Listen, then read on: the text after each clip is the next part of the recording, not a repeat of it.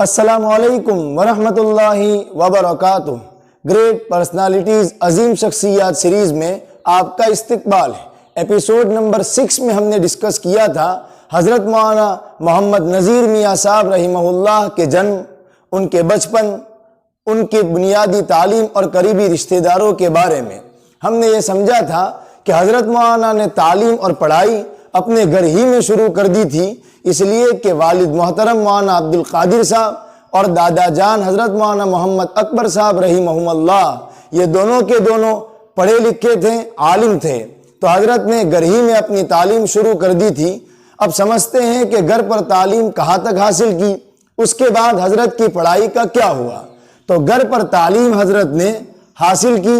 ایک کتاب ہے جو پڑھائی جاتی ہے مدرسوں میں، کنز الدقائق، اس کتاب تک آپ نے گھر پر تعلیم حاصل کی۔ اس سے اندازہ ہوتا ہے کہ حضرت مولانا نے عربی کے 3-4 درجے تو اپنے گھر ہی میں پڑھ لیے تھے، اور کچھ فن طب، چونکہ آپ کے والد محترم حضرت مولانا عبد القادر صاحب رحمہ اللہ اچھے طبیب تھے، حکیم تھے، تو آپ نے اپنے والد سے کچھ طب کا اور حکمت کا کچھ تجربہ بھی حاصل کر لیا۔ اس کے بعد آگے کی تعلیم کا کیا ہوا؟ پھر آپ نے مزید تعلیم کے لیے اپنے گھر کو چھوڑا، جیسا کہ عام طور پر چھوڑا جاتا ہے۔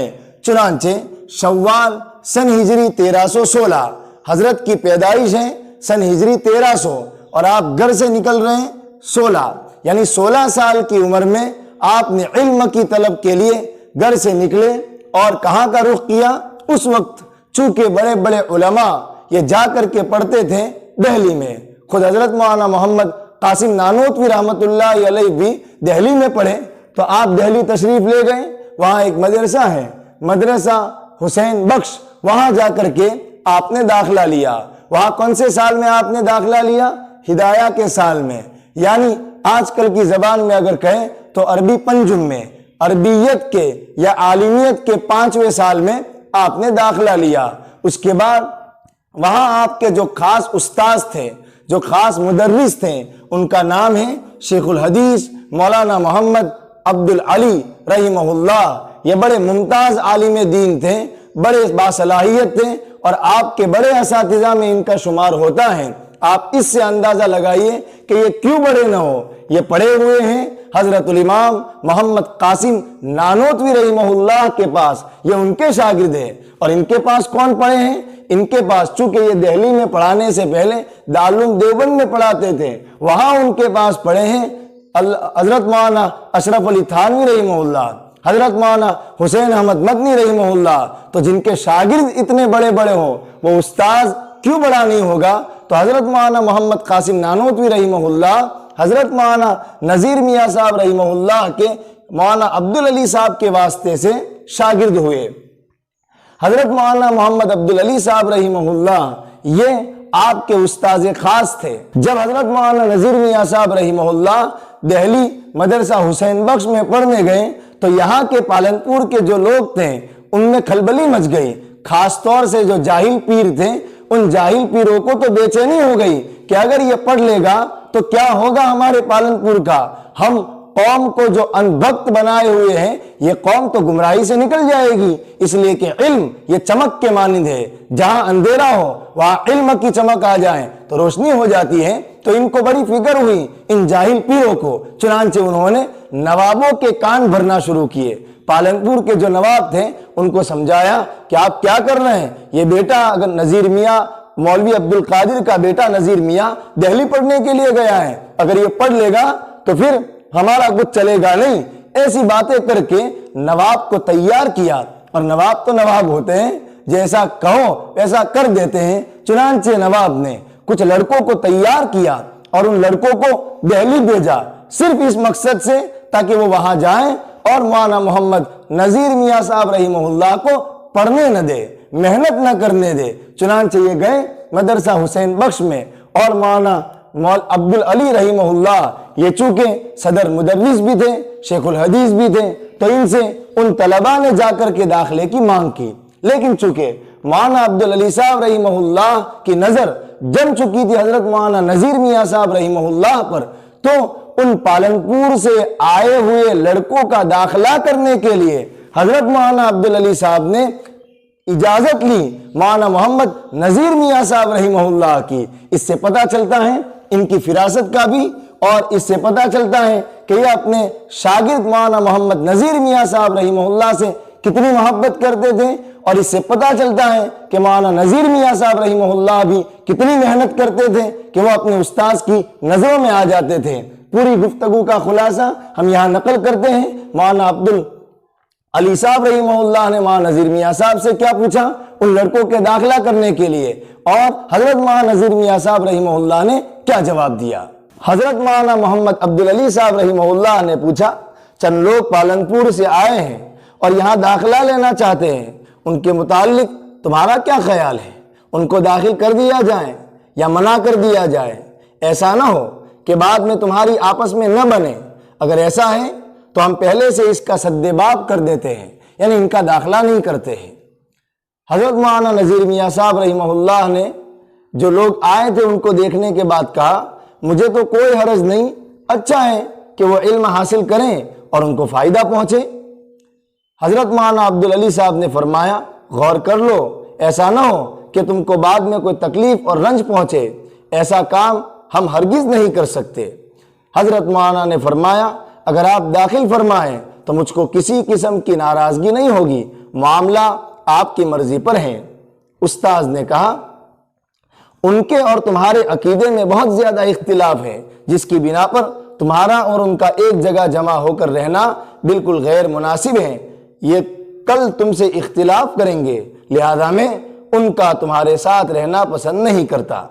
اس سے پتہ چلتا ہے کہ حضرت مولانا عبدالعلی صاحب رحمہ اللہ اور ان کے شاگرد حضرت مولانا نذیر میاں صاحب رحمہ اللہ میں کتنا گہرا تعلق تھا۔ اس کے بعد یہ ہوا کہ کسی وجہ سے یہ مولانا عبدالعلی صاحب اور دوسرے کچھ اساتذہ یہ مدرسہ حسین بخش کو چھوڑ کر کے چلے گئے مدرسہ مولوی عبدالرب میں، اور وہاں جانے کی کچھ وجہ رہی ہوگی۔ چنانچہ جب اساتذہ چلے گئے تو جو شاگرد ہیں وہ بھی مدرسہ مولوی عبدالرب میں چلے گئے۔ اصل میں یہ مدرسہ قائم کیا ہوا ہے حضرت مولانا عبدالرب صاحب رحمہ اللہ کا، تو وہاں چلے گئے اور اپنا جو باقی کا علمی سفر تھا وہ وہیں شروع رکھا۔ تو پہلا مدرسہ ہو گیا مدرسہ حسین بخش، دوسرا مدرسہ ہو گیا مدرسہ مولوی عبدالرب، اور آپ نے حضرت مولانا نذیر میاں صاحب رحمہ اللہ نے جو فراغت حاصل کی، رسمی تعلیم جو مکمل کی، وہ اسی مدرسہ مولوی عبدالرب میں مکمل کی۔ کب مکمل کی؟ سن ہجری 1321 میں۔ تقریباً 5 سال میں آپ نے عالمیت کو مکمل کر لیا۔ لیکن چونکہ آپ کو زمانے طالب علمی میں بہت بڑے بڑے حادثات کو دیکھنا پڑا، اس میں ایک بہت بڑا حادثہ تھا والد محترم کی وفات۔ جب آپ دہلی میں مدرسہ مولوی عبدالرب میں پڑھ رہے تھے، اس وقت آپ کو اچانک گھر سے خبر آئی کہ والد محترم حضرت مولانا عبدالقادر صاحب رحمہ اللہ کی طبیعت بہت زیادہ خراب ہے۔ چنانچہ حضرت مولانا اجازت لے کر کے یہاں اپنے گھر پر تشریف لائے۔ 7 یا 8 دن کے بعد آپ کے والد محترم کا 25 ربیع الثانی سن ہجری 1320 میں انتقال ہو گیا، اور آپ کے انتقال کے بعد آپ کے گھر کی حالت کچھ اچھی نہیں تھی۔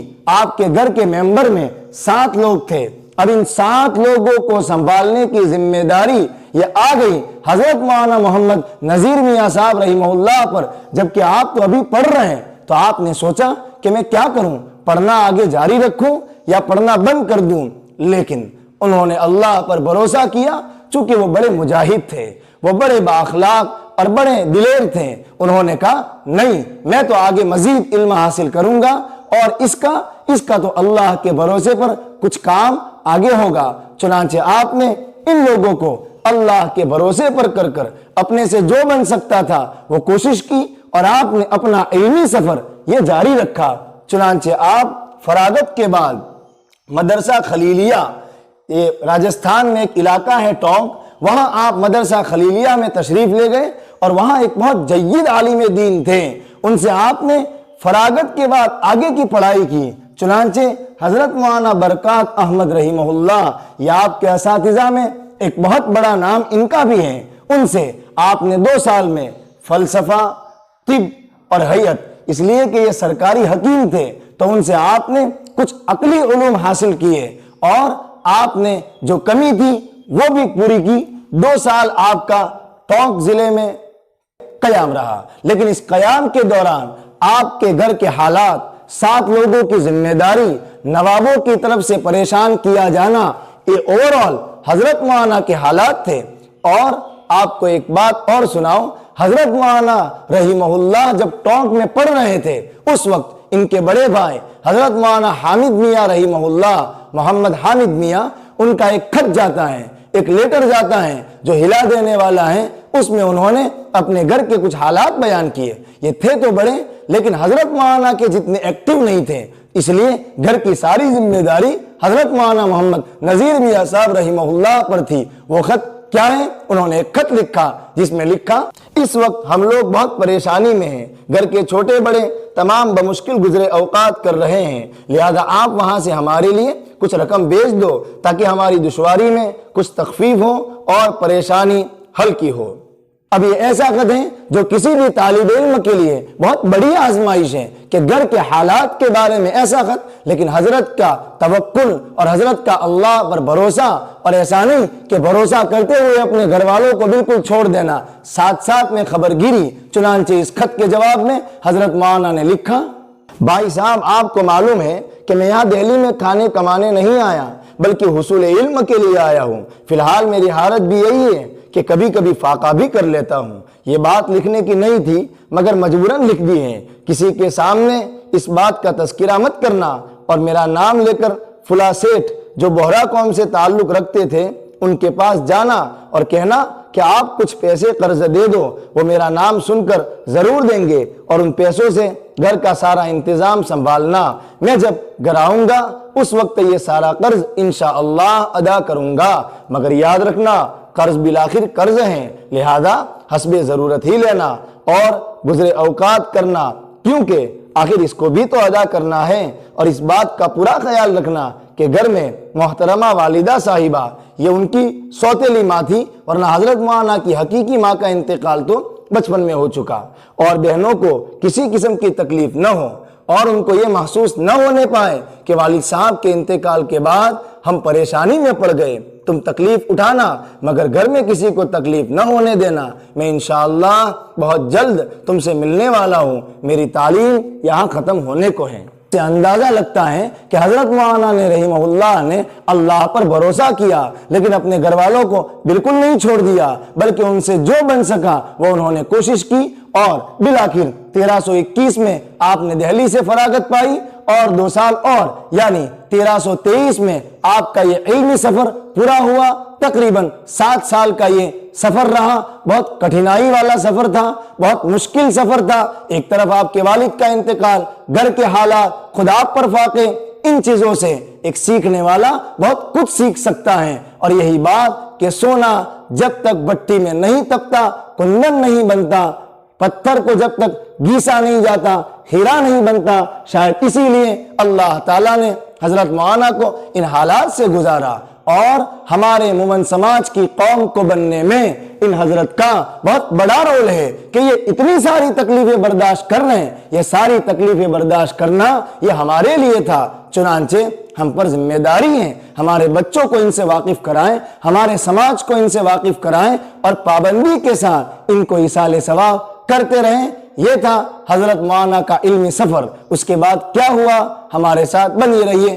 نیکسٹ کلاس میں اس کو ڈسکس کریں گے۔ السلام علیکم ورحمۃ اللہ وبرکاتہ۔